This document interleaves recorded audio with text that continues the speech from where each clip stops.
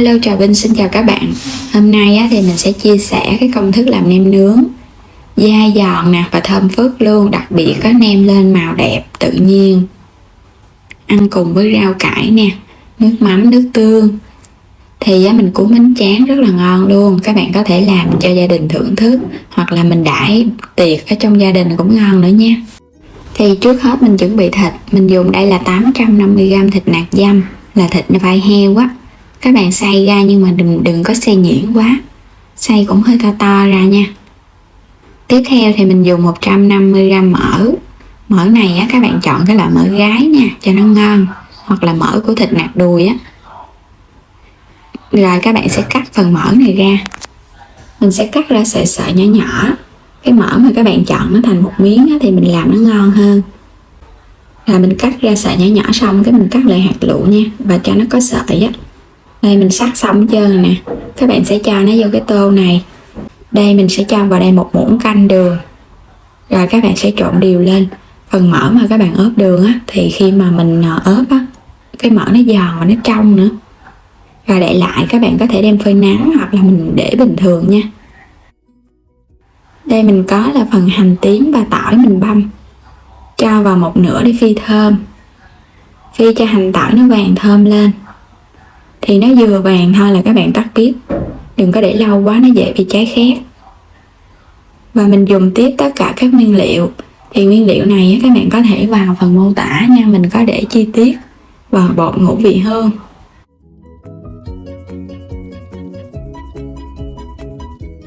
Rồi bây giờ các bạn sẽ cho phần thịt vô trong cái thau. Mình chọn cái thau nó hơi lớn một chút nha, để chút nữa mình giã thịt. Cho bột ngũ vị hương thì mình chỉ cho vào nửa muỗng cà phê thôi, cho nó có độ thơm. Và 100g đường thì mình sẽ múc bằng muỗng cho các bạn xem. Cho hết đường. 1 muỗng canh hạt nêm mình cũng cho vô luôn. Nước mắm thì mình sẽ dùng là 2 muỗng canh nha. Rồi cho vô. Sữa đặc sẽ giúp cho thịt của mình nó mềm. Khi mà mình nướng lên nó nem nó ngon lắm. Tỏi băm và hành tím băm hồi nãy mình chừa lại, và mình cho vô luôn 1 muỗng canh. Màu dầu điều không có thì khỏi cho cũng được, cho thì nem nó có màu đẹp hơn. Bột năng mình cũng cho bằng là muỗng canh nè. Mình sẽ lường cho các bạn nào mà không có cân thì dễ lường. Và đây là phần hành tỏi hồi nãy mình phi, mình chỉ múc cái phần dầu thôi ha, cho vào 2 muỗng canh. Cho tiêu xay vô. Rồi các bạn sẽ trộn đều lên. Mình trộn cho gia vị nó thấm trước. Đây bây giờ gia vị nó thấm, nó đều rồi nè. Các bạn sẽ lấy cái chài nha. Mình sẽ giã thịt bằng chài này. Đây là cái bước quan trọng giúp cho nem của mình nó có độ dai giòn tự nhiên mà không cần đến máy. Mình giã càng nhiều thì nem càng dai. Các bạn có thể giã khoảng 15 phút nha, để cho nem nó ngon. Mình giã đều vậy nè, không có cần phải làm mạnh tay, làm từ từ vậy đó, để cho nem nó dai. Rồi các bạn làm xong hết rồi thì mình lấy cái phần mỡ nha. Hồi nãy giờ mình ướp được 1 tiếng đồng hồ á.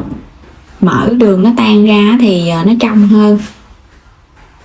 Lấy phần mỡ này mình cho vô hết luôn. Mỡ này các bạn làm vậy thì mình nướng nem lên nó không có bị ngán. Rồi các bạn cũng giã đều cho mỡ nó quyện đều với thịt. Thì mình giã thêm 5 phút nữa là được à. Xong rồi các bạn sẽ dùng cái tay á, mình quết nó lại và mình đập xuống vài cái cho nó dai. Đây là tất cả các bí quyết giúp cho nem dai ngon. Các bạn sẽ cho vô hộp. Khi mà thịt đã thật là dai rồi mình mới cho vô hộp và mình cất nha. Để lại, các bạn sẽ ướp trong vòng qua đêm 10 tiếng, mình để tủ lạnh. Đây là phần thịt mà mình đã ướp qua 1 đêm nè. Lấy từ ngăn mát tủ lạnh ra. Mình chuẩn bị miếng giấy nướng để chút nữa mình do nem mình cho lên. Các bạn sẽ lấy cái phần thịt này, mình nhồi đều lại, các bạn thấy nó có độ dai ha. Mình để tủ lạnh á, sẽ giúp cho nem dai nữa đó. Rồi bây giờ các bạn sẽ nhồi đều lên. Mình nhồi đều trở lại nữa rồi cái mình do cái phần nem. Thịt rất là dai luôn. Thì lúc đầu mà thấy thịt dai thì nem nó mới dai. Các bạn nếu mà nướng bằng than á thì mình do nêm vô trong cái chiếc đũa đem nướng. Còn hôm nay thì mình nướng bằng cái nồi chiên nên mình do cho nó dài dài ra, cái mình cho vô giấy nướng. Cho vô giấy nướng là để cho nêm của mình nó không có bị dính á. Do xong các bạn lăn nó ra, lăn cho nó dẻ chiếc nêm nha, cho nó hơi bóng bóng ở ngoài vậy nè. Xong rồi cái mình để qua một bên, làm tương tự cho đến hết phần thịt này. Mình làm trước nhiêu đây mình đem nướng, xong rồi cái mình do tiếp, cho vô trong cái nồi chiên. Mình sẽ nướng bằng cái nồi chiên này với nhiệt là 200 độ và 15 phút lần đầu. Rồi các bạn sẽ nướng nha. Trong lúc đó thì mình chuẩn bị dầu hào nè, thêm một chút xíu đường và cho một chút nước nữa, hòa tan cái phần gia vị này để chút mình quét lên mặt nêm. Tiếp theo thì mình chuẩn bị hành lá, cắt ra nhỏ nhỏ để chút mình làm cái dầu hành, cho vô trong chén luôn. Rồi các bạn đi bắt chảo dầu nóng, mình sẽ cho vô tí xíu muối. Dầu phải sôi thì mình cho vô sẽ có được cái chén dầu hành. Cho muối để hành của mình nó xanh, nó không có bị chuyển màu á. Tiếp theo thì mình làm nước chấm nha. Mình chuẩn bị chai tương xay, các bạn có thể dùng cái loại mua lẻ, đường, giấm, nước mắm, tỏi ớt băm. Và mình sẽ cho chai tương này ra cái chén để mình pha. Cho nước sôi để cho nó tan ra. Các bạn sẽ khuấy đều lên ha. Rồi mình sẽ cho đường vô. Đường này thì mình cho vô 2 muỗng canh dung. Tùy theo cái độ mặn của tương mà các bạn sẽ cho đường. Dùng đây là giấm nuôi. Các bạn có thể dùng giấm gạo cũng được. Tỏi ớt băm cho vô. Rồi pha nước mắm. Thì nước mắm mình dùng là 4 muỗng canh nước mắm. Mình dùng nước mắm độ đạm 40 và 4 muỗng canh đường. Mình lường hơi dung chút. Trộn đều xong rồi cái mình cho vào 2 muỗng canh giấm. Giấm hoặc là chanh. Cho nước sôi vô. Hòa tan phần đường trước để cho nó tan.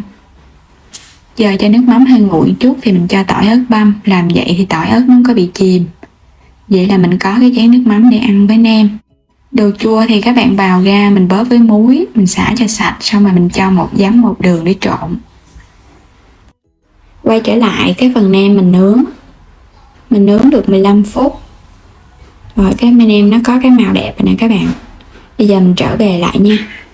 Nướng bằng cái nồi chiên thì nhiệt nó chỉ nằm ở trên thôi à, cho nên các bạn phải trở cái mặt lại. Rồi mình quét cái nước quét này lên trên. Quét một mặt thôi cũng được. Tại vì cái nem của mình nó có màu đẹp luôn á. Rồi mình sẽ cho đi nướng tiếp. Và nướng lần 2 mình nướng 5 phút. Với nhiệt là 180 độ. Sau khi nướng lần 2 xong, wow, nem nó đỏ ao luôn. Lên màu rất là đẹp luôn và bóng lưỡng. Ăn cùng với rau cải, hẹ nè. Mình có thêm dưa leo nè, xoài bào, đồ chua nước mắm, cẩm tương thì cho một chút đậu phộng. Ăn cùng với bún hoặc là bánh hỏi. Rồi cuối cùng là mình cho dầu hành vô. Nem của mình nè, vàng ươm luôn, bóng lưỡng. Nhìn cái chiếc nem là thấy thèm liền luôn á. Rồi bây giờ thì mình sẽ bày nem ra và thưởng thức nha. Rồi mình cho thêm lên đây dầu hành, đậu phộng giả dập. Thì hôm nay mình dùng cái bánh tráng mặn nha. Các bạn có thể dùng bánh tráng dẻo cũng được. Cho bún rồi cho đồ chua lên, dưa leo. Cuối cùng là nem. Hấp dẫn quá. Làm xong là đói bụng luôn á. Mình sẽ chấm với cái nước tương, nước cẩm tương nha. Ngon quá các bạn ơi. Mời các bạn cùng thưởng thức với mình nha. Rất là ngon luôn, đậm đà và thơm phức. Chiếc nem thì bóng lưỡng vàng ươm, có độ dai giòn tự nhiên, không có bị mềm. Mình quết thịt nhiều thì nem sẽ dai. Và gia vị mình nêm rất là vừa. Mình ăn không vẫn ngon luôn á. Và đừng quên đăng ký kênh để nhận các video mỗi ngày ủng hộ mình, chia sẻ video của mình nữa nha. Xin chào tạm biệt và hẹn gặp lại trong những video tiếp theo.